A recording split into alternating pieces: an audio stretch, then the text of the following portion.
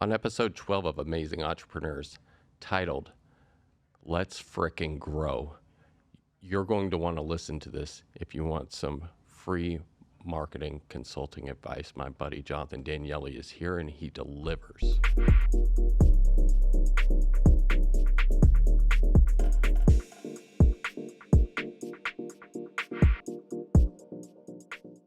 Hello, hello. Welcome again to another episode of Amazing Entrepreneurs. Today's a very, very exciting episode. I've got one of my good friends, known him for a long time, Jonathan Daniele from LFG Marketing Group.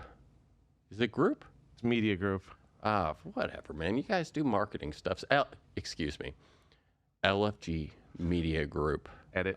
A media connoisseur. No. We go straight off the top on this. So that being said, I've been talking, rambling, or whatever. Tell us a little bit about you, the business, and tell me your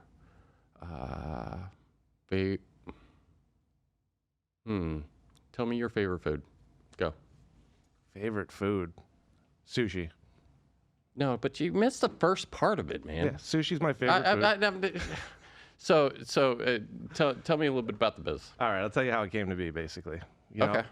My professional career started off essentially working in call centers. Okay. It's actually how I met you. Yes. Working for a company we will not name. That was great training grounds. We can name them, by the way. Oh. If they pay. Oh. But they haven't paid yet. But in future episodes, we'll let you know if that. We'll call them XXX. Yes. I just remember working in that call center, and there's, 600 of us, 600 reps or whatever. Mm-hmm. I was like working my way up the corporate ladder, and I just remember like standing up, if you can picture it, like standing up and looking down this huge call center, hundreds of people, right? And I'm like, man, this can't be it. Like I can't be managing this many people, like managing people in a call center for the rest of my life. And I remember it's like a midlife crisis, right? I stood up and I was like, this is terrible. This can't be my fate. Yeah. But I was so intent on like climbing up to the top of that company. But one of the things that always intrigued me about working there was how they made the phones ring. Like where did because those guys, I don't remember, but we were taking thousands of calls a day. Right. I just remember being completely fascinated with it. And I was like, man, I want to be the guy that makes the phones do that. Right. And as I got clipped from that job right before Christmas. Yeah. Probably best thing that ever happened to me. You know what? I say that all the time. You look at challenges today, and you're like, damn, I've got to get this. I've got to get this promotion. I've got to make this happen. And then you're like, you look at it, and then it doesn't go your way, and you're like, oh my God, it's the end of the world. And then you know what happens? Ends up all right. Level up. Right. End up leveling up. God pushes us in a position to, or whatever you want to call it, right? So choose God. Yeah, that's fine. Works for Less me. syllables, but it puts us in a position to where we're going to have to adapt or change. Adapt or change. Adapt or change. Well, adapting and changing is the same thing, though, right? I thought you said adapt or change. I did. Adapt or change. I'm basically saying change or change. Yeah. Okay, fair enough. All right, but in any case, what is a media group? Media group, basically, we not only do we handle all the digital marketing, like SEO, PPC, all that fun stuff, but we create in-house all of the media, or most of the media. We have an in-house writer who highly educated, super passionate about what he does. Yeah. Absolute amazing team member for us. He does a lot of the writing. He does a lot of like the creating videos for the content. So that's pretty much what we do. I specialize in building landing pages for PPC. Building like landing pages that are PPC pay-per-click. Gotcha. Like any kind of like paid ads that you're doing. Okay. Whether it's Facebook or Google ads or whatever. Okay. One of the things I love to do is build high converting landing pages, Gotcha. Split test them. But to answer your question, media group, that's what it is. We're creating all the media to advertise with. So split testing is key. What is a split test? So split test is, and in the way that I use it currently, is we'll have a landing page that I'm getting, let's say, 7% conversions on. Okay. Is that good? Depends on the industry. Gotcha. That's different per different industries. I have one client that converts 22% of their clicks to calls, which is phenomenal. Wow. Yeah. And then you mean 22% of the people that go on the landing page convert? Not convert to client, but but you get a shot. Yeah, you get a seat at the table, right? Yeah. That's like a that's an extremely good case. I have it as low as 5%. Right. But one of the things as a marketer is you got to constantly be testing different things. Especially in this day and age, what I've learned in the past year, nothing works forever. Like it's a constant, everything's constantly changing. You're constantly juggling, you're constantly testing. So people just want different messaging. Sometimes, this year, the type of messaging that works for this industry, it won't work 5 years from now. Right. Maybe not even a year from now. Right. Who knows? Right. So that's a big part of what we do.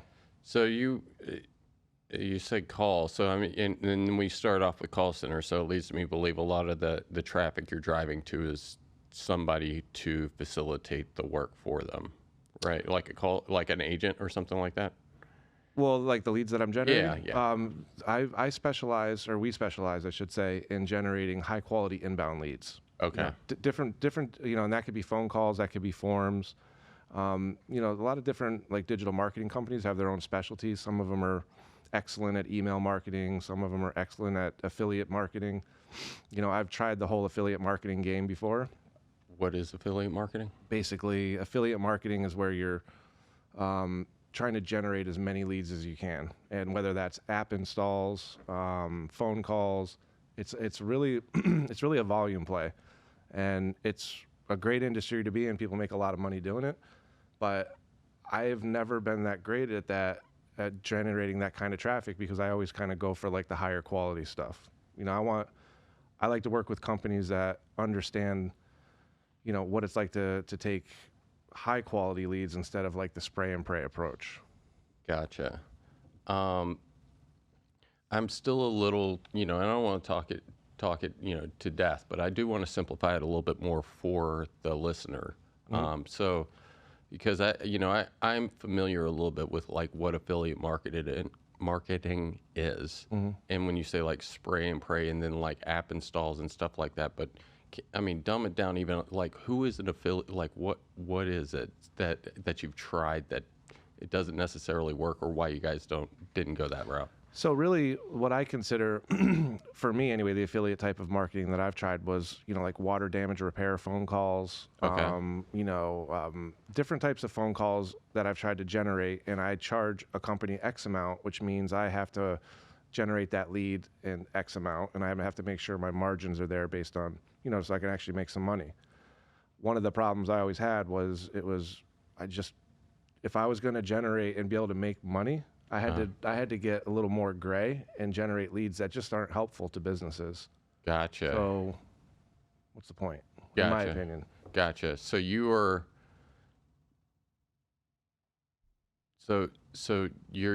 generating them in any number of different ways versus like directly marketing for one individual company? Exactly. It's all of my own marketing, okay. All of my own accounts. It's non-branded, so it's more generic. Okay. So, but that's a small piece of what I've done. I don't actually market like that anymore. Gotcha. So, and I'm not saying you are. I'm just trying to understand like some of the things that are. So, if I had like waterrepair.com and I drive a lot of traffic to that, then I take the lead that's generated from that and I sell it to the highest bidder, so to speak. Yeah, basically. Or really the way it was set up was I had, a phone system set up. Phones would come into my landing page, and then those phones would route to whatever clients were paying. Gotcha. And a lot of times I was selling them to big networks that, they had nationwide customers on their platform. So you just generate leads nationwide, and then they place them for you. Gotcha. So, okay. So you game guys, of margins. Yeah, game of which they all kind of make sense. I mean, at the end of the day, even if I'm like generating a crap ton of leads, if they're cheap enough, and I have to filter through it, even like if I convert 1 out of 10 versus like a dedicated like more one-on-one basis, then it's, I convert at 1 at 25. If I'm paying a tenth of the price for a lead, then it kind of makes sense. It makes sense if you have the staff to handle the volume. And then you have an additional costs. That's another additional headache. Yeah, that's another thing to evaluate. Yeah, so like I work in the treatment industry, not in the treatment industry. I have several drug and alcohol rehab clients. Okay. And it's crazy because like the Florida model down here is like they just want as much volume as they can get. So my California clients, which is what I primarily work with, or West Coast, they have a different model out there. They're different. They want smaller, they want less staff, higher quality. They don't care if the cost per call is 2 or 3 times. They just want like the quality stuff. And it's just a completely different model. And I tried to implement that here in Florida and what was working in Cali. And my clients didn't work out in Florida because they just want like this insatiable appetite of leads. Right. So, and I can do that. Yeah. But like, why? Yeah.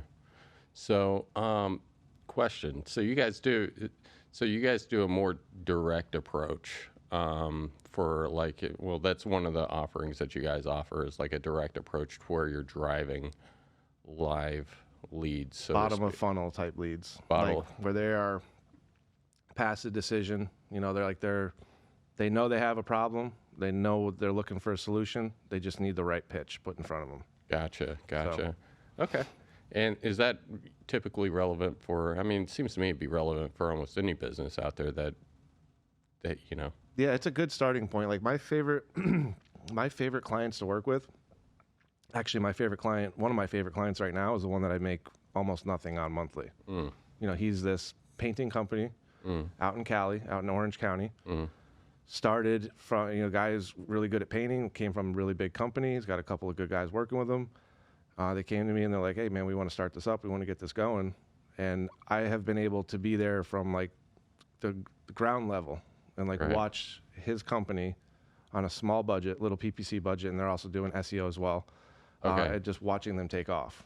So you said PPC, so we said pay-per-click. So you just said SEO, just in case, somebody's listening and they're not familiar with all the, look, I get it, man. I'm an IT. IT is just like, I just threw out acronym. I learned new acronym. I don't know what the hell you guys are talking about half the time. Oh, I really don't. No offense. Yeah, no, that's what I'm saying. It's just like, why are we acronyming everything? Sometimes it's like, and I know PPC and SEO isn't like, those are pretty, like, even if you're not in the industry, you should know what those are. But pretty standard stuff. Yeah. Well, what I've learned, my assumptions get us. They cost a lot of money, right? And it's not even that silly little saying, but it's like, it's, from a product design, because I look at product design and like, hey, I assume like we're going to spend a lot of money building this and I'm going to assume that the people are going to actually use it, but that isn't necessarily the truth. They may or may not use it.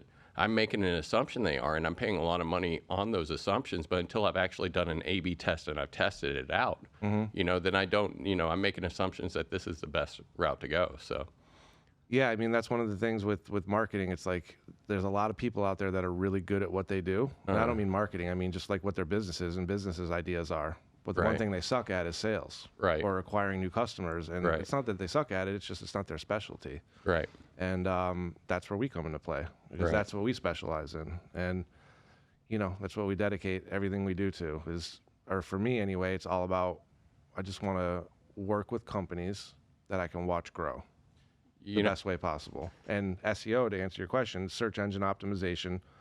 Everybody talks about page 1 Google this, everybody wants to be on page 1, the top 3 spots. So, what about Yahoo? Yeah. Is that still around? Wait. No, AOL. Prodigy. Prodigy. Net zero. Yeah. So, yeah. So, I don't know. If you ever do a search online, you type in, Gidget gadgets, whatever you're looking for. Then the page comes up on Google or wherever your search engine is you're using. Top 4 spots are typically sponsored or paid ads. That's PPC generally. Then if you're doing like a local search for something, you'll see the map underneath that. That's accomplished through local SEO. And then all of the results below that are what's called your organic results, and that's accomplished by SEO or search engine optimization. I try not to get into too much of that with clients if I don't have to, because at the end of the day, it's like, I don't care what acronyms you're using, just get us business. Yeah. You know? But yeah, that's the end of the day. Yeah. It's that, you know, I do it because, you know, I always try to think, you know, whenever the user, whoever's listening, is Amazing Entrepreneurs, Real Talk, Share Growth. So, I mean, it's supposed to be like beautiful, right? What do you think about that? It's supposed to be. Well, I mean, we're supposed to be like working with the, you know, with the entrepreneurs. So I'm just kidding. I love it. Yeah. And, yeah, by the way, you guys don't know this, but this is a good buddy of mine. You know, we work together, like you said, you know, he was big into how can I drive in traffic. I was big into how does the technology work that facilitates this. And so, you know, two different career paths, one wildly more successful than the other. But, you know, no, I'm playing. I don't know. Which one are you talking about? That's what I'm saying. The user doesn't know that. It's like splitting hairs, buddy. Yeah, no, but you know, we want it to be, you know, useful information, and it's, but you know, the entrepreneur, you know, hey, I'm driving traffic to this, and so it's marketing is, and I've found out, like, you know, the hard way is I can have the best sales process. If you come to me, I can, you know, by the way, closing, you know, I've been listening a lot. Closing is not a thing. You know, closing actually hurts conversion. You know, like being the best quote unquote closer, you know, and, you know. How does that hurt conversion? What do you mean? Well, it doesn't help, like being the best closer doesn't necessarily help that whole process in trying to manipulate somebody into doing something is less effective than if you just did a different approach. Like, that makes hey, sense. the approach is like, hey, I'm going to offer you value. And if I can't offer you value, I'm going to walk away from here. But it's as far as like getting you to say, you know, one of the things that I'm listening to a book right now from Eitan. Right now? Well, not right. Fair enough. Eitan, he was actually on the episode, either the one right before this, because the book's called Never Split the Difference, right? And so it's about the art of and it's like, what is never split the difference? So I didn't know. He was like, it's an awesome business book. And I thought it was this like weird closing thing.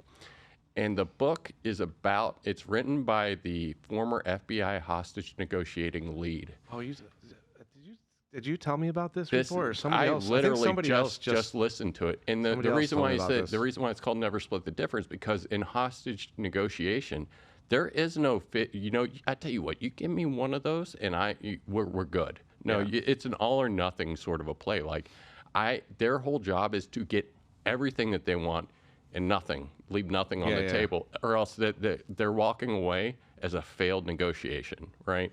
Yeah. And so, and it's less about like actually, you know, but it's positioning the conversation in regards to how can I offer you value, or changing the trajectory of the conversation, right? Yeah, it's just having an honest conversation by the sounds of it. Yeah, well, I mean, you know, that's like, how can I help you? Yeah, and a lot of that's through, you know, questions, you know, and he goes into even that old company is all about like getting them to say yes, and the reality is getting them to, and he makes an argument in one of the chapters that says start with no, and there's actually a good book that he references in it. It's like get the, you know, frame the question instead of them saying yes, to get them to say no, but have the same result. So wow, that goes against everything I've ever learned. Right, and he says that they used it in like political. He uses the whole. He's like political fundraising, you know, and he's like they A/B tested it, right? What is more effective, right? Yeah. Get them, you know, because otherwise, if they say yes, and then you finally ask them for their credit card, they're guarded. They're ready for it, right? But if they say no off the top, and they're like, you know, are you comfortable? Say, you know, in the fundraising conversation is like, and I'm paraphrasing, but it's like, are you comfortable with the way the current political environment is? And say no, but you're like, say it's, you know, the left is in office and you're on the right and you're calling to raise money for the right? So you say, hey, are you comfortable with the way the current political environment is? You say no, because they say no, but you're getting to the same place, right? Oh, that's interesting. And then so the conversation is, whenever I say no, that means I have control, or I validate, I start to build a like actual trust, as opposed to like, hey, I'm subconsciously saying, Interesting. And then, obviously smile, that sort of stuff is good, but it's like all these things that we've learned from how to win friends and influence people, stuff like that. Dale Carnegie. Yeah. And it's, great book. But marketing, in order for me to have, going back to the original point, in order for me to be able to sell something, I need to have leads. And this is where you come in, right? Absolutely. Yeah. And it's needed. Right. You got it. If you could have the best product in the world, but if nobody knows about you, and especially like, these days, like if you're not on the internet, I mean, you are so far behind, because, in most cases, everybody goes to the internet. They want to read reviews. They want to check on Facebook. They need this, they need that. But like the whole art of marketing is there's this whole internet of people, and they don't know anything about your product when you go to market. Right. Or maybe they do, and you just have to bring them down to you, and find different crafty ways to create material and media to get them to know you and to get them to trust you, and then ultimately become your customer. Right. No trust. Buy. Yeah. So do me, hey, in my experience, also, marketing can be expensive, and ultimately if you go to, different routes, it's very expensive, but, it doesn't necessarily have to be. So, give me a couple, like somebody who's listening. It's like, all right, man, I get it. I need leads, but give me, something that they can do themselves, some good, like quick tips that they should do right now if they haven't done, and that can improve their presence on like how to build leads. Well, assuming they have a website. Okay. And let's assume, I think a good example is like local businesses. Okay. Let's say plumbers, No, contractors. that's good. Say I'm a plumber. Okay. Yeah. So you're a plumber. First thing I would tell you to do is get a Google My Business account. Okay.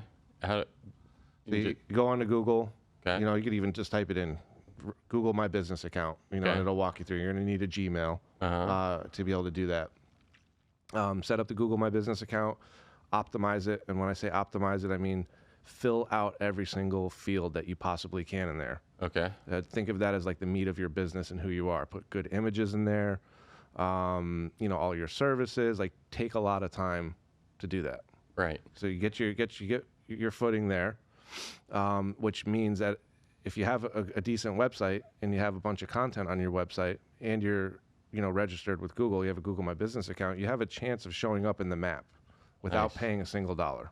That's what I'm talking. Yeah. Yeah, but a lot of people don't know how to do that, because especially the content piece, like you can have a great Google My Business account, but if your website has like super thin content, it's assuming you're in a semi-competitive industry, like plumbers, electricians, they're everywhere. So you got to make sure you have helpful content on your website and just write about like your area and plumbing and different tips, give stuff away.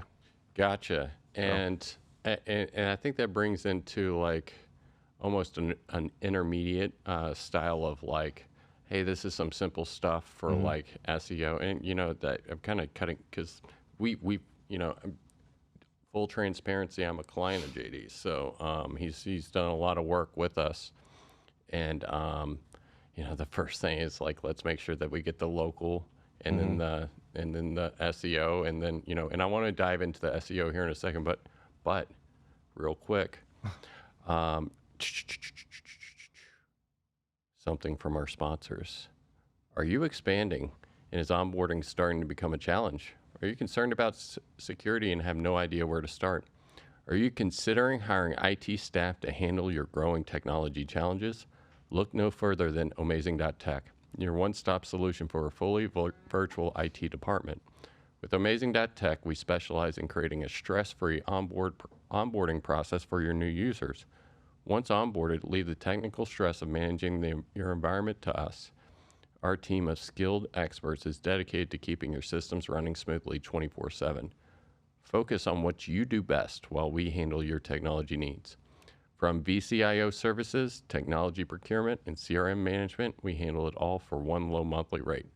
Experience the ease of managed IT services with Amazing.tech. Visit our website at amazing.tech. That's OHMazing.tech.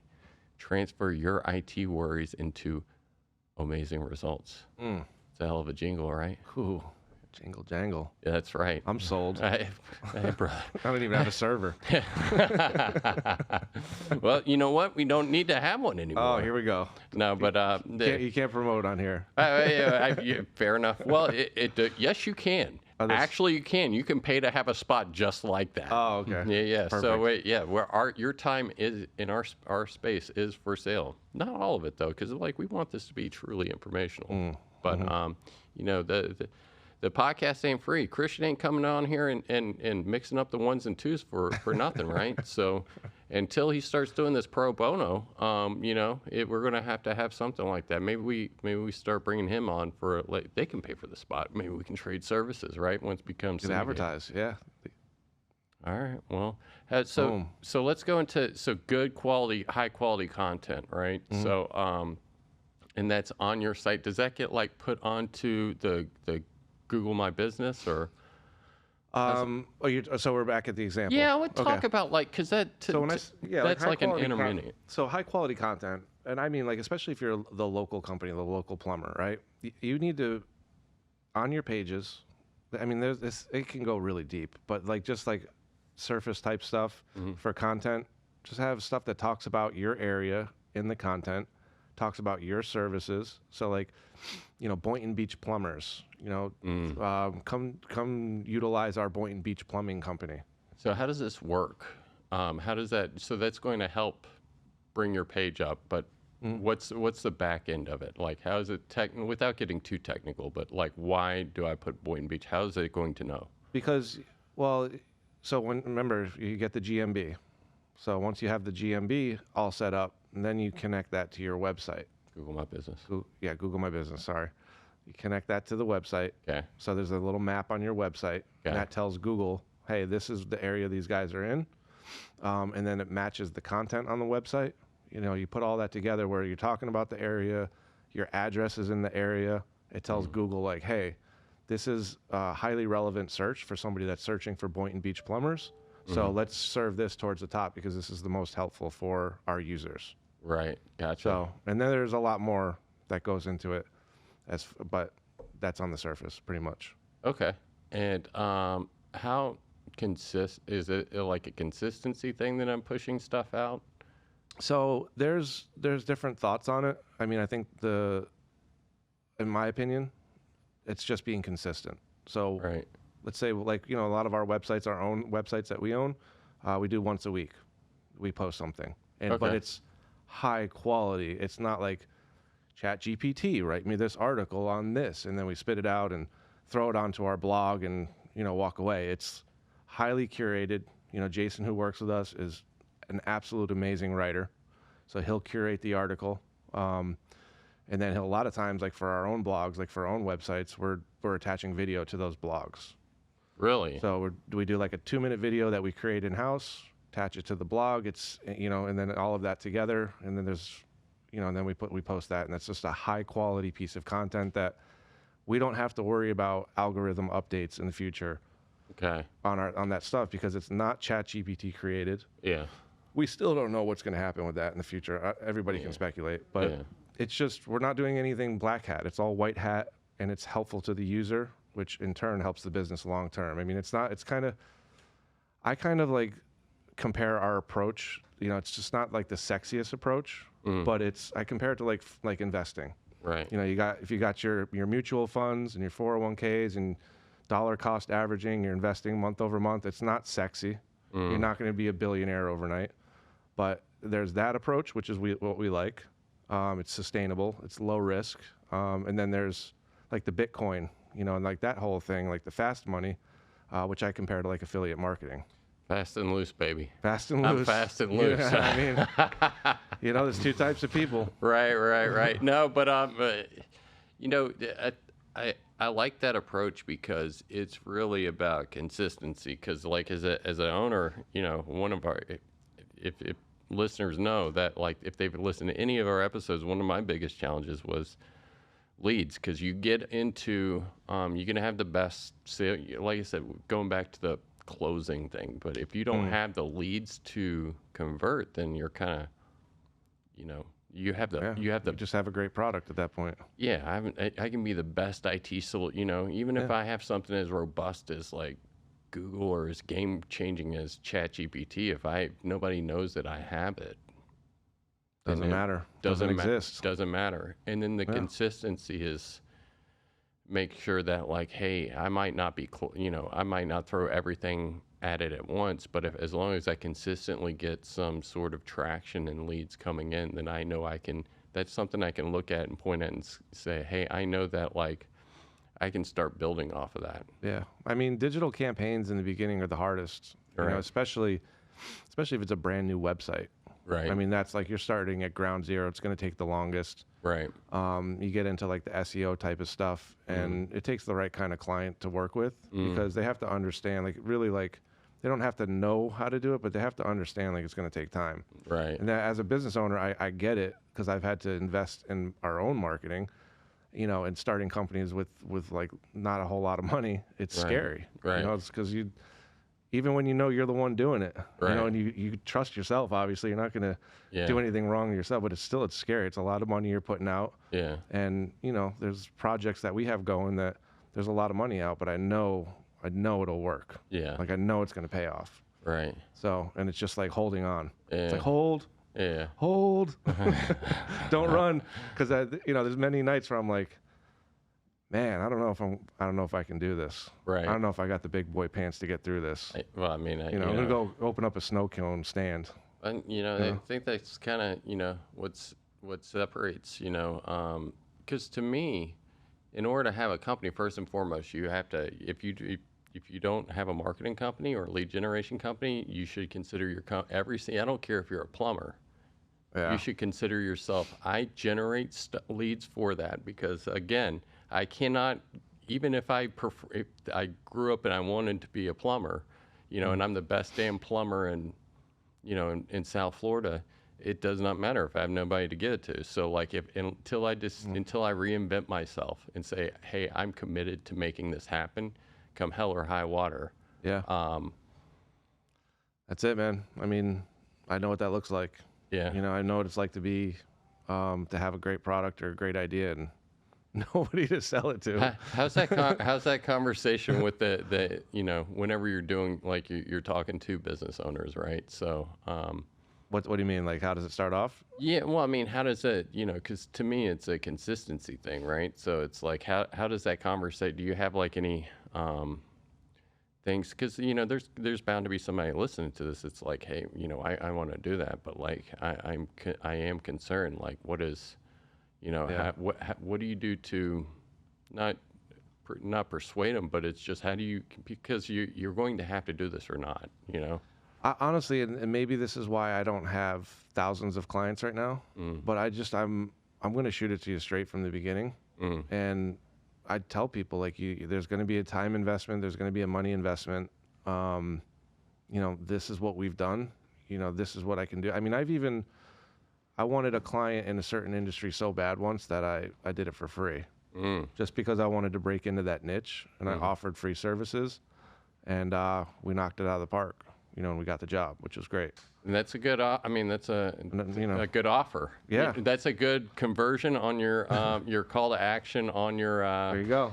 Well, we have a guarantee too. Any clients that we work with, if within 3 months, because first 90 days is crucial with any new campaigns. But if you're not seeing a significant boost after 90 days, we're going to work for you for free until it happens. Oh wow. So I don't know a lot of marketing companies out there that offer that, but. No. I know that I'm confident in our team and myself that if we can't get it done in 90 days, we're not that far away. Right. We're close. Right. So. Right. So a lot of it, how do you view social media when it comes to, Social media is necessary. It's not my favorite.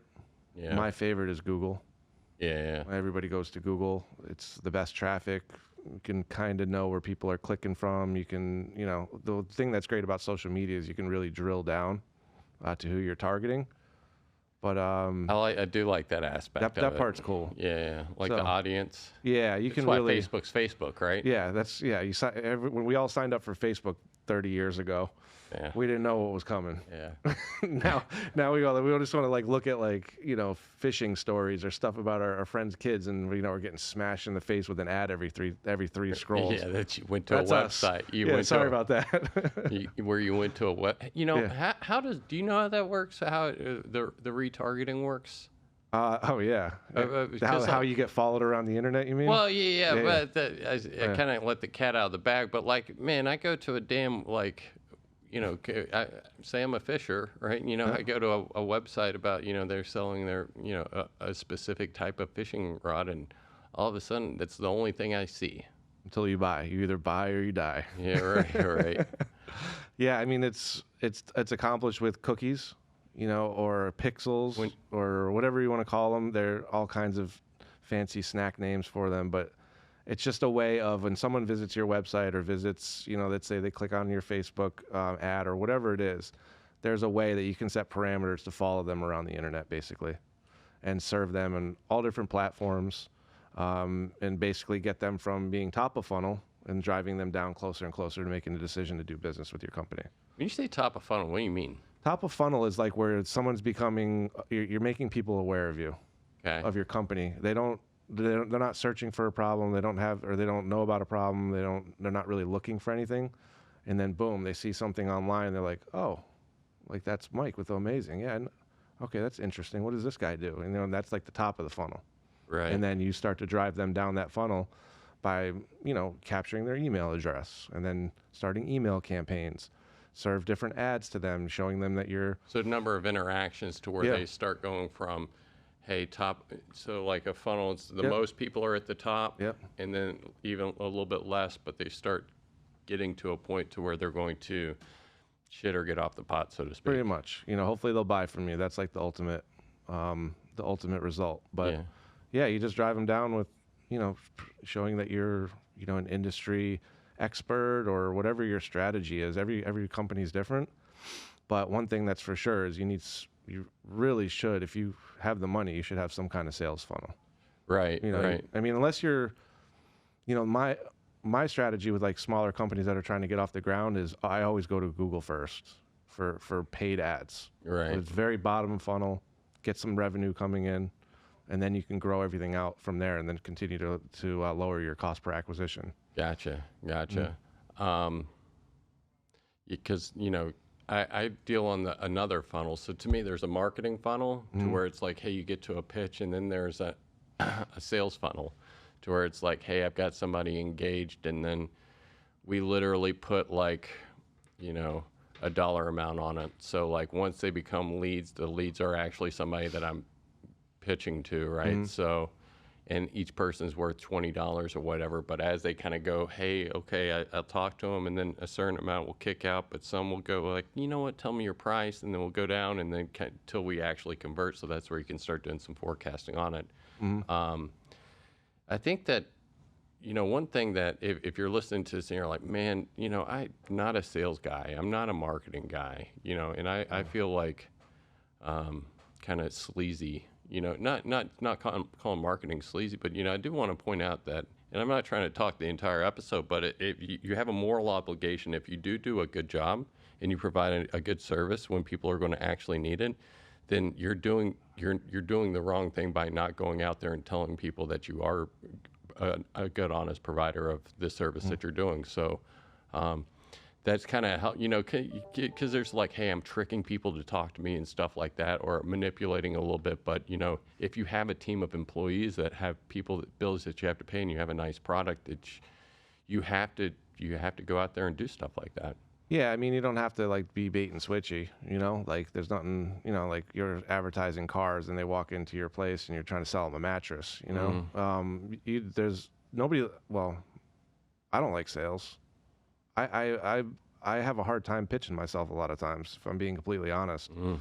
I don't like want to go into why I think I'm so good, or that's, why are you so good? Did you hear me? Did you hear what I just said? I told you we're going to ask tough questions here. So, I mean, I'm not giving you softballs. No, I get what you're saying, but keep going. No, where was I until you interrupted me? Well, you're not really a sales guy. Oh, the sales thing. Yeah, I hate it. Like, the phone rings. I'm not like, let's pick up the phone, sell. Like Leonardo DiCaprio. And I'm not, that's not my thing. But I've learned over the years, especially this past year, that every time I talk to somebody, I don't have to look at it as a sales call anymore, because I'm not selling Dish Network for a company. I'm not selling widgets for some other CEO that's going to make a bunch of money on it. I am talking about something that I'm passionate about, that I believe in, and that I know can help businesses grow. Right. I know it because I've done it over and over and over again for other businesses. Right. And then when I finally had to start doing it for myself, it got really freaking scary. I'm like, man, now I got to sell. But no, like, I'm reading a book right now called Talk Like Ted. Okay. You've ever heard of that? No. Ted, I know Ted Talk. Yeah. So it's just really, a lot of it's about, and I'm just getting started with it, but a lot of it is about, giving a killer presentation. Right. And one of the things that I read in the beginning of the book, it said, and this helped me a lot.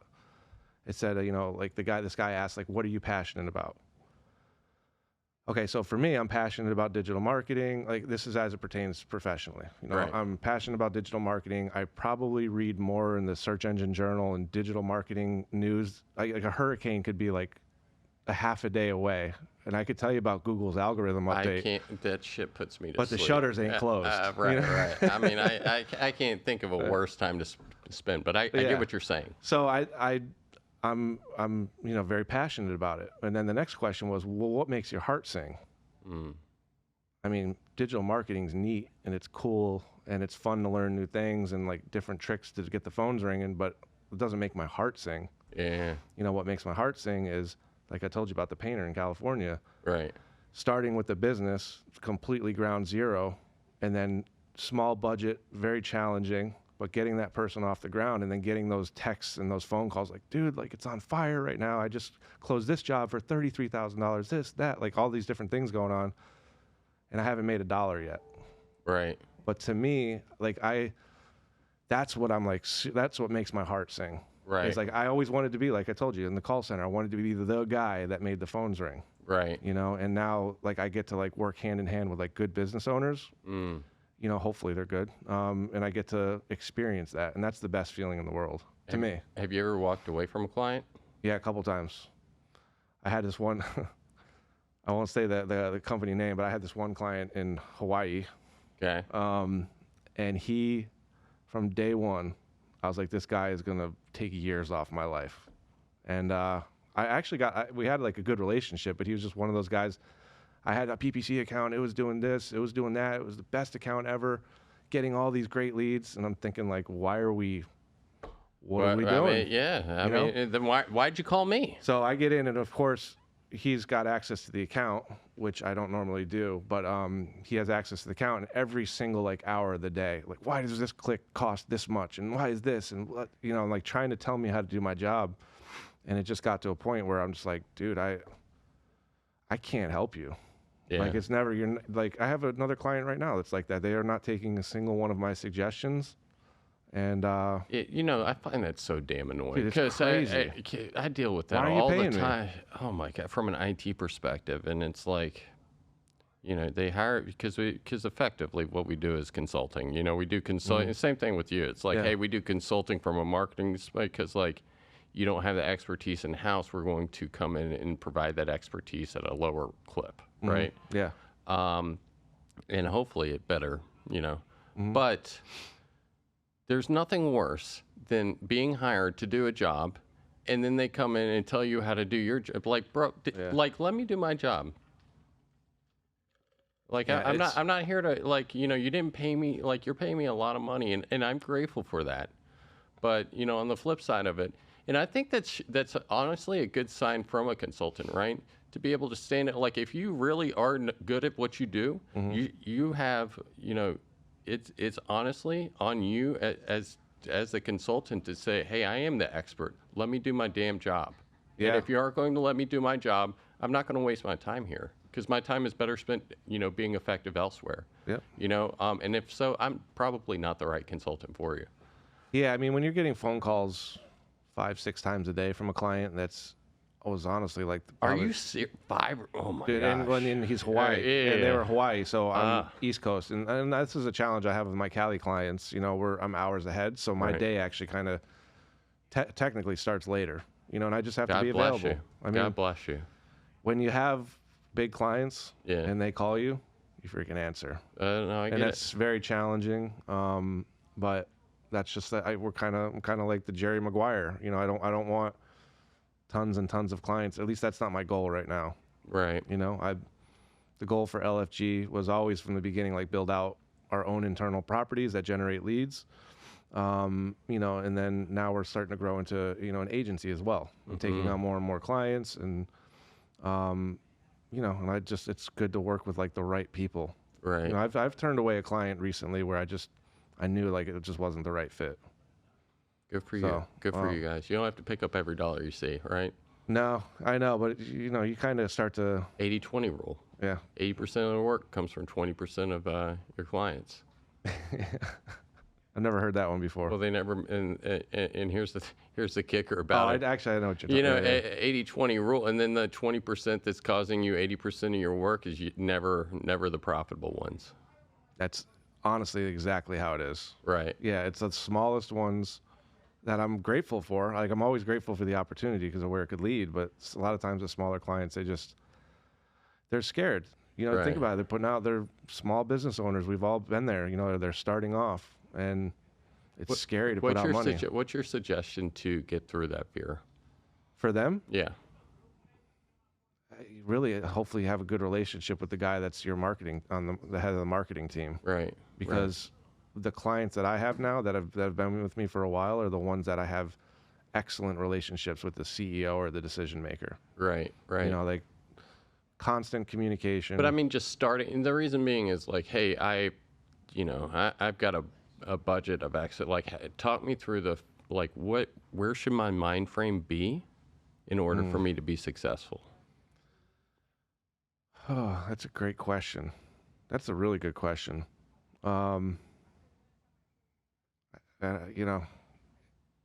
That's where the trust in the company, like, hopefully they have trust, and hopefully you can trust the people you're working with, and they know that they're going to do the right thing with your money. Right. And that's hard, especially in my industry, because there's a lot of digital market. It's like real estate agents. There's digital marketing companies everywhere. Right. And there's some really, really good ones out there. Right.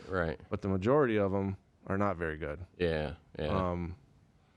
Yeah, I mean, in the beginning, for me, okay, I'll tell you how I look at it.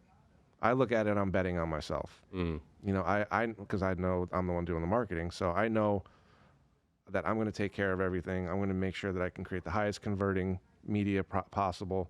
I'm going to take extra care with all my keyword research, setup, everything. That's the same thing I do for every one of my clients. It's super important to us that we treat every client's business, and this isn't like cliche, but we treat everybody's business like it's our own.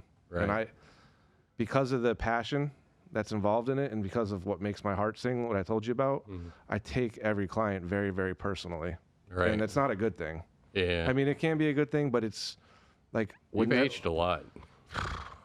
I know. It's, see some of the people I've worked with. It's... He's aged 10 years in the past 5. So, I mean... it is what it is. You do have toddlers, though. So, I mean, maybe it's a combination of the two. Yeah. I don't know. Definitely toddlers. Look, yeah. I get it. Yeah. So... I don't know if that answered your question or not. No, I mean, because, like, to me, it's the same sort of thing, because it's like, why should I go with you whenever I could go do something off of, one of these, gig sites or something like that, and it's like, know what you're getting. You get a plan with us, you have somebody to come back and have a conversation with. There's no, and it's like, I am very much invested in you doing well. Yeah. If you do well, then I'm going to get more business. Yeah, it's not a short-term play. Like, it doesn't help me or the company if I bring you on and I can't help you, or Right. I'm basically taking on a client that I'm never going to be able to like be successful with. Yeah, we're not a one-time shop thing. No, I mean, if you're leaving after 3 months, I mean, especially as it pertains to like paid marketing, you know, some of the heaviest lifting is done in those first 90 days. Right. So, I mean, it's all about long-term clients, you know, and what I feel separates us from some of these other companies out there is we provide more of like a white glove service. You know, I'm there for my clients. You know, I'm very much invested in everything. You know, that's just you know, there's a lot of like I said, a lot of digital marketing companies out there that'll get the job done for you, but you know, sometimes there's 2 or 3 day response times. There's, you know, they're so big that they're just like whatever. You don't really matter. Right. You know, and that's where Well, how do you differentiate? See, my problem with that from a buyer's perspective is like, how do I differentiate from like the other IT company that you're marketing for?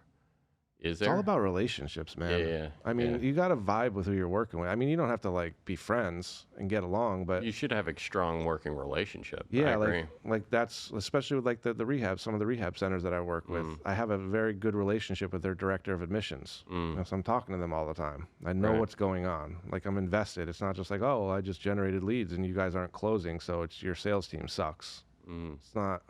It's you know, it's like I'm there, like I'm with that company. I'm dying to know, just because this has just been eating at my soul, right?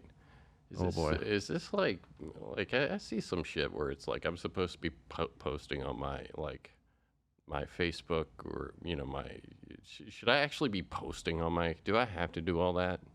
Is it a good idea? I mean, I don't have to, but is it like productive? Well, what are you trying to do? Sell? So why wouldn't you post? I mean, is it effective? Is it effective if you don't post? No. There you go. There's your answer. I mean, you know what?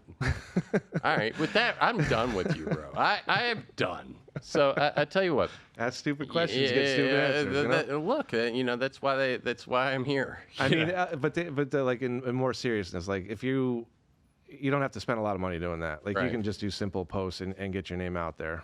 You know, and just give, if you're a company, give free tips, give stuff away. I don't mean give like physical products away, but like give things away, give information away. Fair enough. One thing that we haven't discussed, give me one tip that, you know, or is there anything that you feel like you haven't shared that you wanted to share to the aspiring entrepreneur? You know, I used to think like, and I'm by no means like a millionaire, like a billionaire or anything like that, but I used to think like a billionaire. Like, yeah, a billionaire. That's a thing, apparently, if you own Amazon. Fair enough. I used to think like it's all about the money, and you know, the people that I would look up to when I was younger were people that, you know, in my family, especially my uncle is one of them. You know, I would look up to him to like, I'd be like, man, he's super successful, you know, and I used to look at it like a money thing, like, oh, he's got this, he's got that. But at the end of the day, like, it's not just about that. It's about now, like, I look up to him for a different reason. I look up to him for family because of the way he is with his family, and his kids adore him and love him. You know, that's the type of stuff I look up to. But when it comes to like an entrepreneur getting started, if you don't, it's one thing if you work for somebody for money and you don't love what you do, but if you start a business and you're doing it just for the money, you may get rich, but you'll never be happy, in my opinion. Oh yeah, you'll shake out for sure. I mean, I've definitely worked for companies where I made really good money. Right. And it's more money than I thought I would make at that time in my life. And those were the most unhappiest years of my life. Right. You know, and yeah, I made money, but I certainly wasn't happy. Right. And right now with what I do with our company, I'm the happiest I've ever been. And, you know, I'm very excited about what's to come. And I'm not the happiest I've ever been because of the money. It's because of the freedom. And of course, you'll always answer to somebody. In this case, we're answering to clients. Right. But I don't know. There's so much more important than just like the money aspect. Yeah. I mean, it's his sense of purpose. Yeah. You know. So, and that was beautiful. Well said. And I agree wholeheartedly. You know, if you are doing this if you're starting a business just for money, there's going to be a time and a place where something much stronger comes up against you, and you're going to quit. And you may kill it. You may do awesome. Yeah. And make a ton of money. Yeah. And drive that Lamborghini. But you may hate yourself. Yeah. Or whatever. Well. At least you'd be going fast. Yeah. Well, thanks so much for jumping in. Thanks for having me. And coming on the episode. I really thoroughly enjoyed it, and looking forward to, doing another one in the future, in a couple of years whenever you've taken it to the next step. So I would love to do that. Thanks for having me. Yeah, man. So we're going to have Jonathan's, all his contact information is going to be in the show notes below. Once again, thank you so much for coming on and joining us for this another episode of Amazing Entrepreneurs. I'm Michael Riley, CEO of Amazing Tech, and we look forward to seeing you again.